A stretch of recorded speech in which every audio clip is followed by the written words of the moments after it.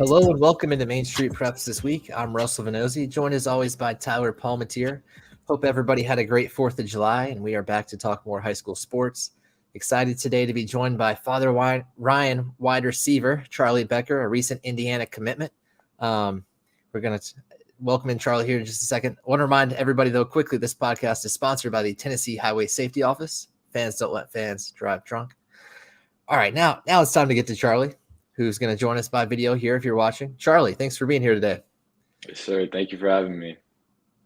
So, Charlie, take us through what this recruiting process has been like for you. I know it's a long kind of whirlwind there with all the coaches that are, I'm sure, reaching out to you and all the visits you've been going on. Did you enjoy kind of the fuss of the recruiting process, or are you glad that it's over now?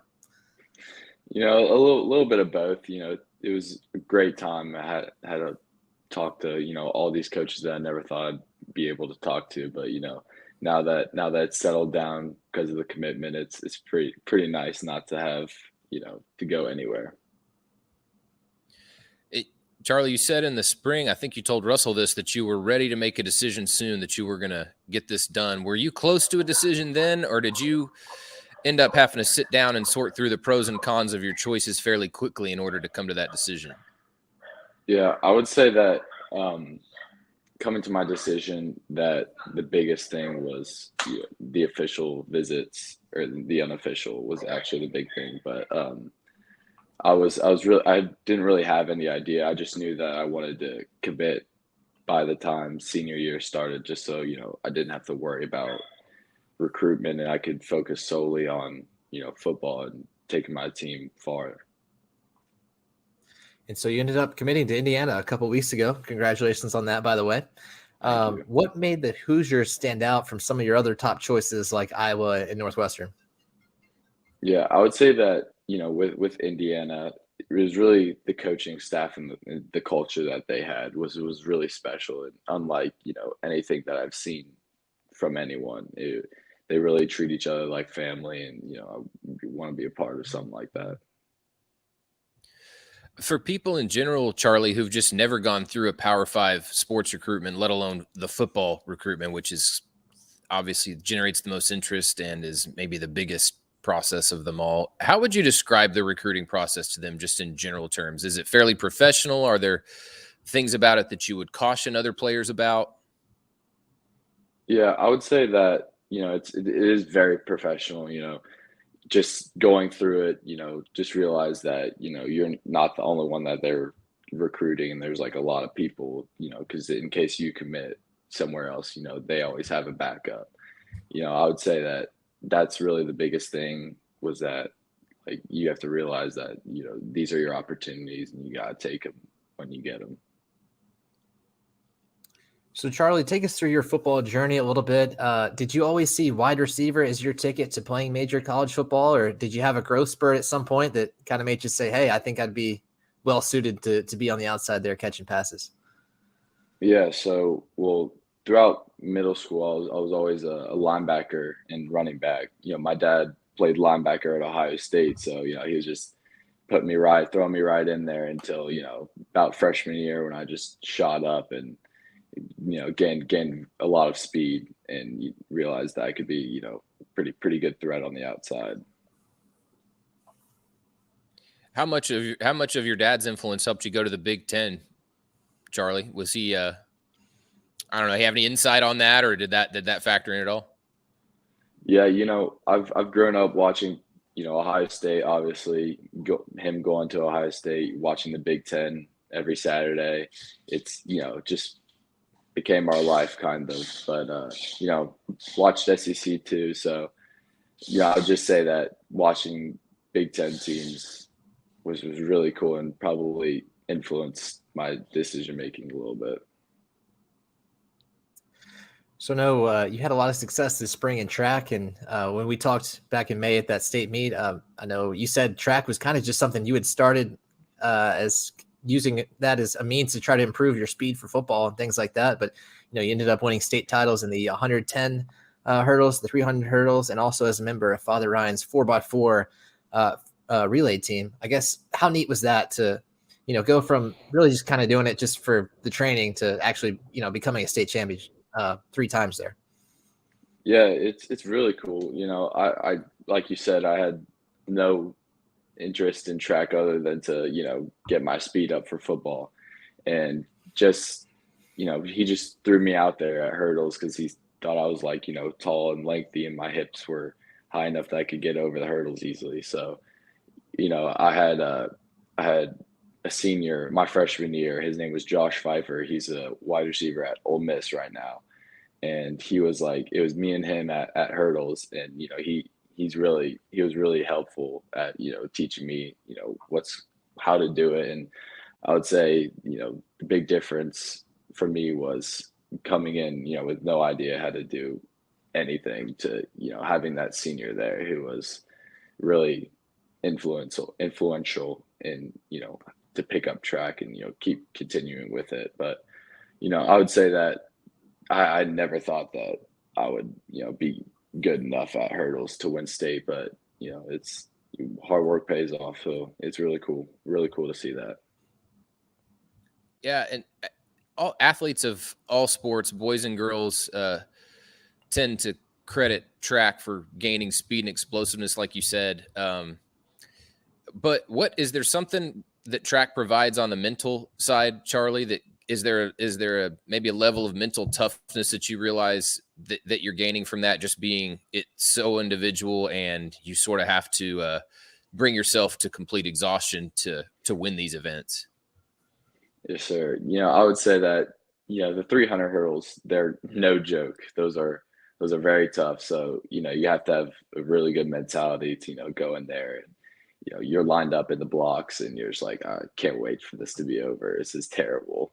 But, when you cross the finish line, it's all worth it. But I would say that the mental aspect of certain races is big time. Yeah. So a couple weeks ago, you guys won the Ravenwood 7-on-7 tournament. And it seems like based on what you did last year and, the work you guys are already doing this summer, that you've got a good connection there with your senior quarterback, JoJo Crump. I guess, what can we expect out of the Father Ryan offense this year? You guys hoping to put up a lot of points? Oh, of course. That's obviously the goal every year, is to put up a ton of points. But I would say the difference between last year and this year is, my sophomore year when I first, became the starter wide receiver, I had a quarterback, Matthew Derrick, and our connection was really good actually for, being our first time ever playing with each other. So, last year I had to try to, see JoJo's, arm, I had to get that connection back with JoJo. But now that, everything's starting to click and we've had a year under our belt, I would say that, the connection is amazing. Like we're right there all the time. And it's going to be really good. Whenever he goes to train at quarterbacks, I'll go and be his receiver just to run routes and keep that connection, alive. But so obviously, the goal is to score a lot of points, but I think, last year we scored a good amount of points, but I would say that this year you're going to see something really new and really, really effective. Well, Charlie, the last thing, and then we're going to get you out of here. Maybe you can do this for Father Ryan's offense and defense if you can. Tell us about a Father Ryan player too that is going to surprise some people next year and why. Yeah, I would say we have he was a younger corner last year. His name's Caden Anku on defensive side.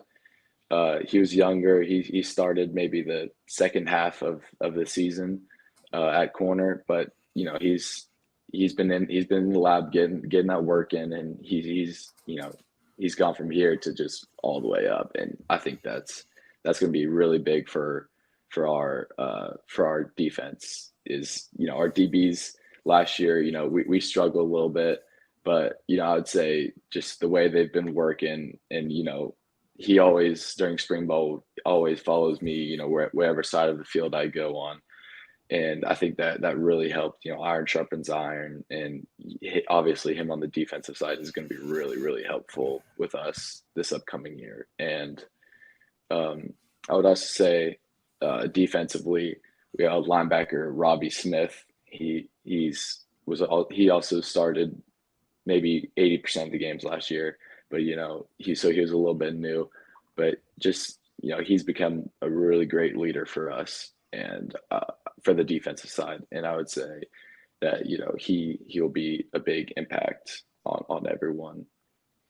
And then offensively, I'd probably say that Mason Bryant, he was our running back last year.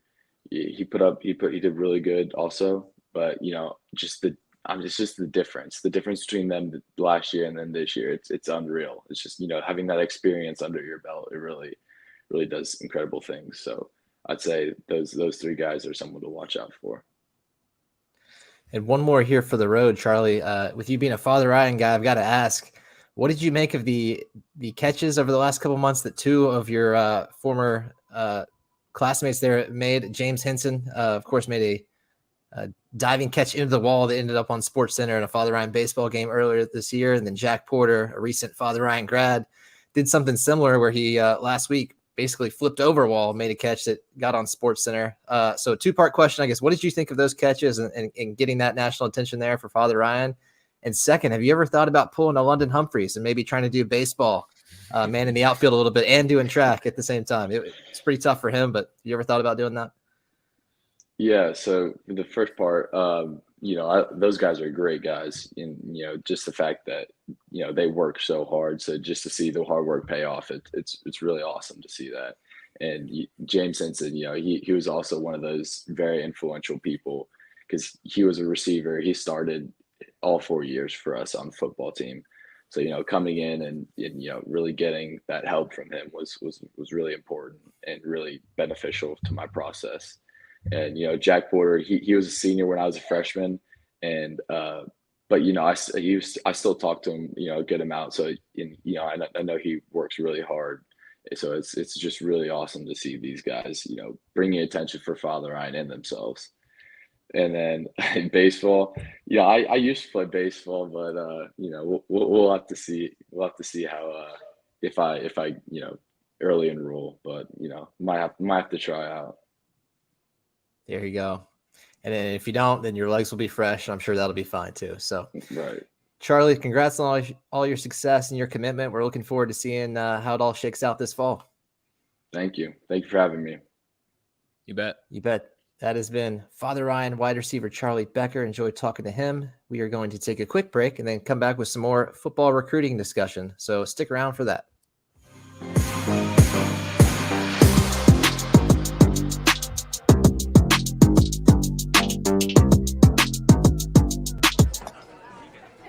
You've been putting back a few, and a few becomes a few too many. For a moment, you think about calling for a ride. Nah, you live nearby. What's the worst that can happen? You get pulled over, your insurance goes up, you lose your license, you total your car, you kill someone. Tired of hanging lights every year? We get it. That's why Southern Nights is here to help. We install programmable lighting on your home or business so you can enjoy beautiful, customizable lighting all year round. No more ladders, tangled lights, or cold nights outside. We do the work, you do the celebrating. Call Southern Nights today and take the hassle out of holiday lighting forever. For a free quote, give us a call at 931-241-3074 or visit our Facebook page at Southern Nights.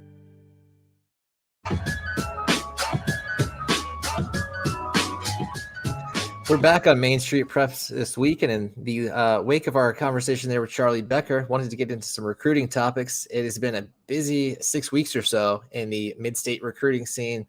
Just commitments have been flying off the board left and right. If you've been on Twitter and following our Main Street Preps Twitter, you've seen just the sheer number of players that have committed to FBS schools. It's been really neat to see.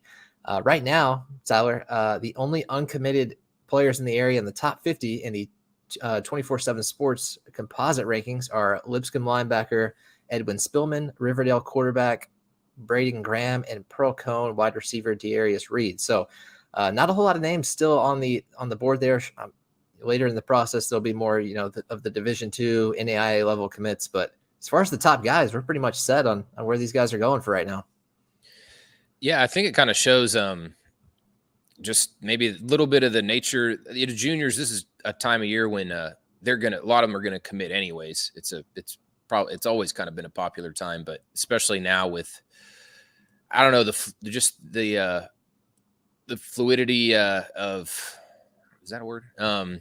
With Yes. recruiting, you definitely want to get kind of figured out where you want to go. And at this point, you don't, unless you're just a top guy who really has all the options that he could want, you want to kind of get that done.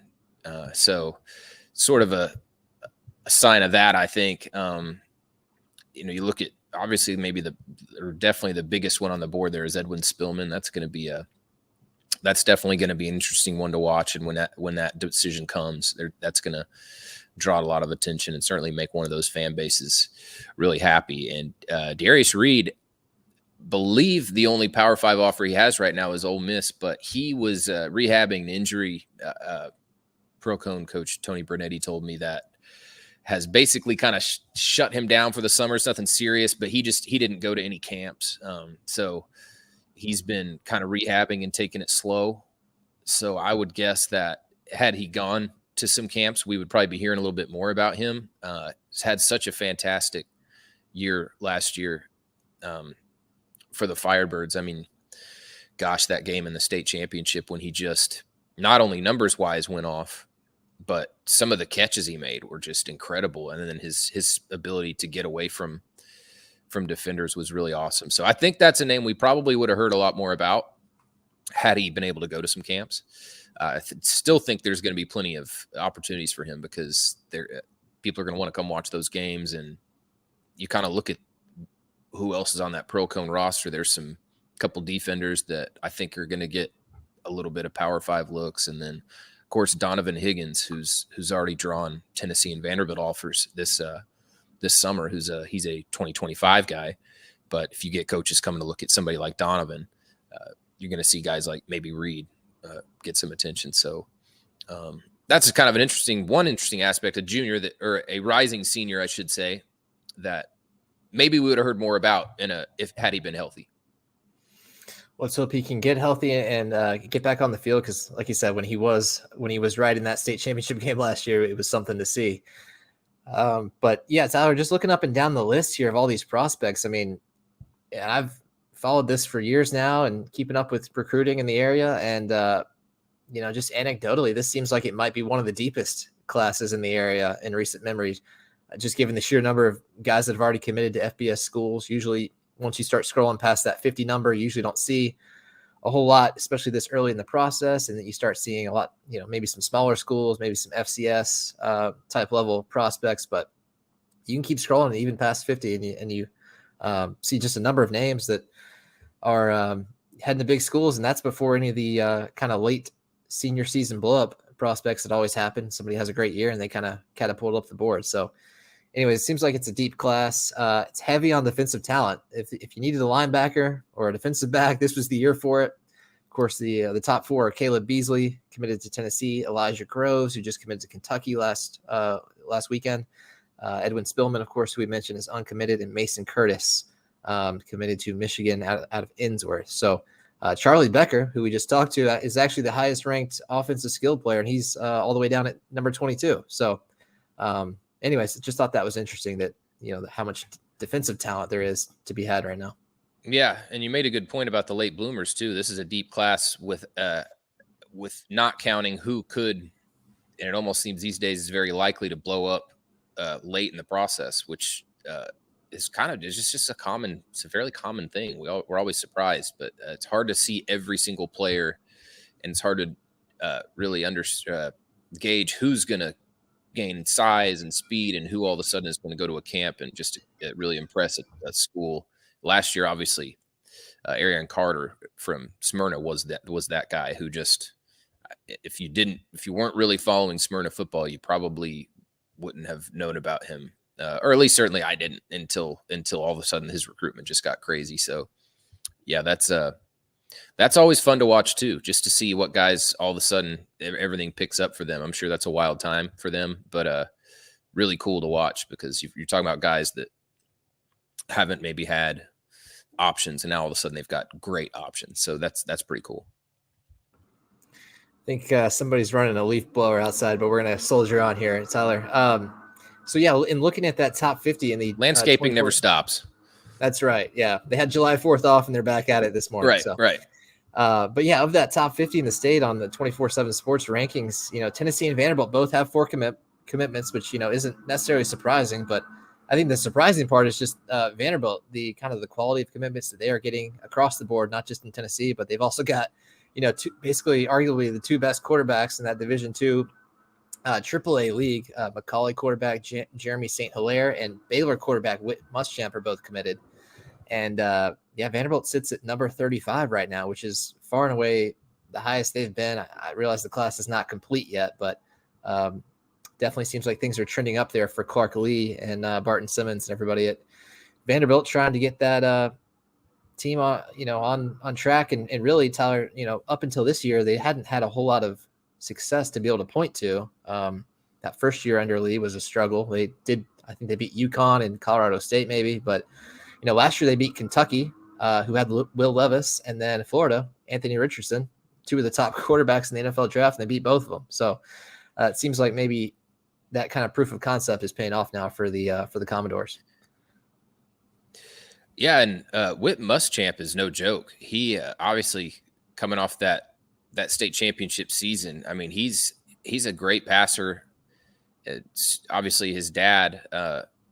Will being a guy that's has been a head coach and has been around football for a long time. So there's that built-in just living, breathing football, knowing how to understand it, has probably understood it for some time now on a deeper level than maybe most. I was really impressed with Muschamp. I believe I ended up seeing him twice last year actually it was 3 times. They played NBA, I think. I saw them there. I saw them at Brentwood Academy, and then again in the championship. I could be wrong about that. I'm trying to think who all I saw, but definitely saw Baylor twice. Was super impressed with him, and he does kind of have the luxury of Amari Jefferson, who is outside of the Nashville area, a guy that has blown up. It was initially a Tennessee baseball commitment, but by all signs, looks like he's either going to be a 2-sport guy or a football player because his football recruitment's really taken off. Amari is really good, but I don't think what Muschamp has done has been all just due to Amari. I just don't remember seeing him just relying solely on one guy. I mean, he's just a really good, aware passer, super accurate, knows how to move around. So that's a great pickup right there. So yeah, it'll be interesting. And geez, just looking at thinking about the guys coming back in Division II AAA, and now you're going to add Lipscomb Academy in the mix. That's going to be a really fun race to watch next year. When you think about, I think NBA looks like that's a team that is losing a lot that could take a step back.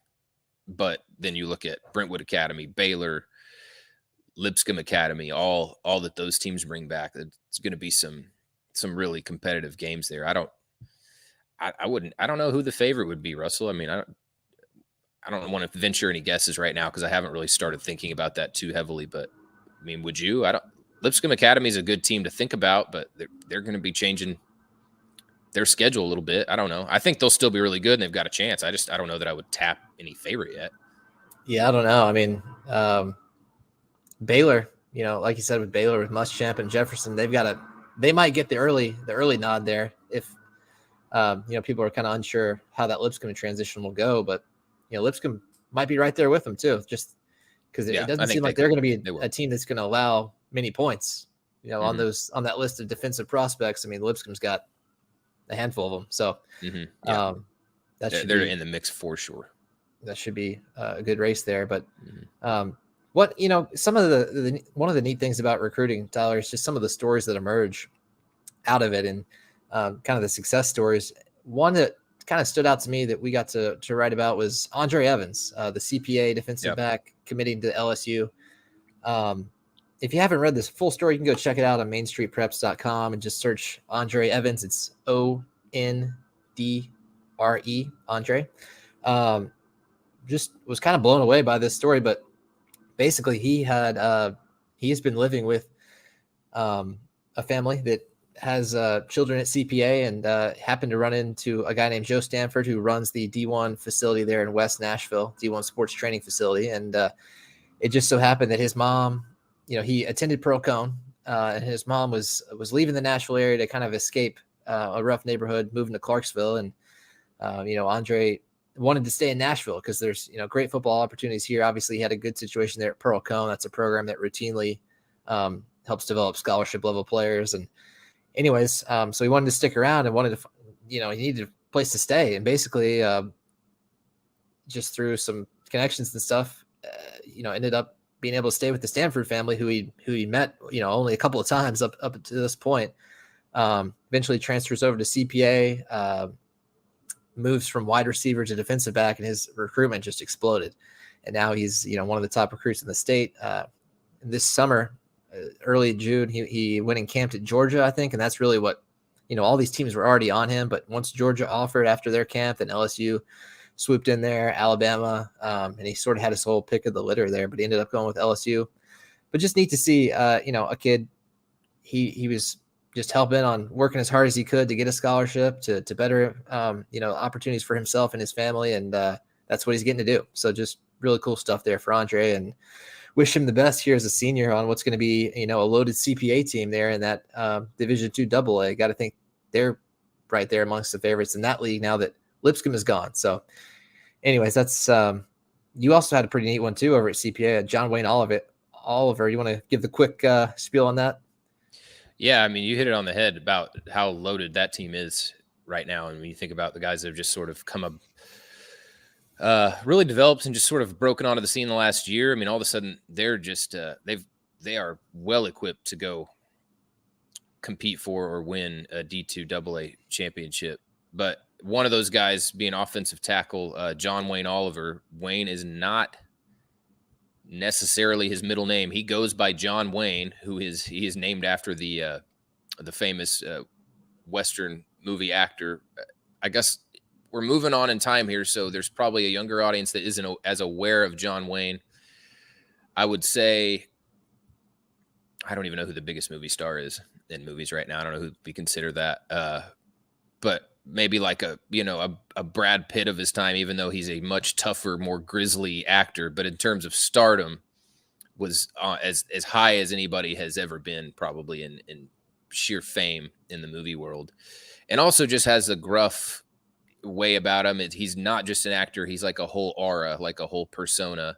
And you don't just name your kid after John Wayne on a whim. It's just one of those names. So, but his dad, Wayne Oliver, his dad was named John, so he combined the two names, but his dad also has this background in country music. I mean, George Jones has slept on his dad's couch. He kept George Jones in line to a degree when he could as a booking agent, and worked in the music industry a lot. So music kind of met, the music scene here kind of met the football scene. It was really cool, but definitely a guy to watch too on a good CPA team. So that is it for our recruiting discussion for now. I'm sure there will be some more commitments, and we will be sure to keep you up to date on those as they happen on mainstreetpreps.com and also at Main Street Preps on Twitter. Before we get out of here, I want to remind everybody that this podcast is sponsored by the Tennessee Highway Safety Office. Fans don't let fans drive drunk. The dead period's still got a couple more days here, but we are still around, still pushing out content. And of course, starting next week, all these football teams will be getting back to it with workouts and everything, and 7-on-7s and eventually scrimmages. So the exciting time is coming for football fans out there. So just stay patient for a little bit longer, and we will keep you posted on everything that's happening. So thanks for tuning in to Main Street Preps this week, and we'll catch you next time. Same time, same place.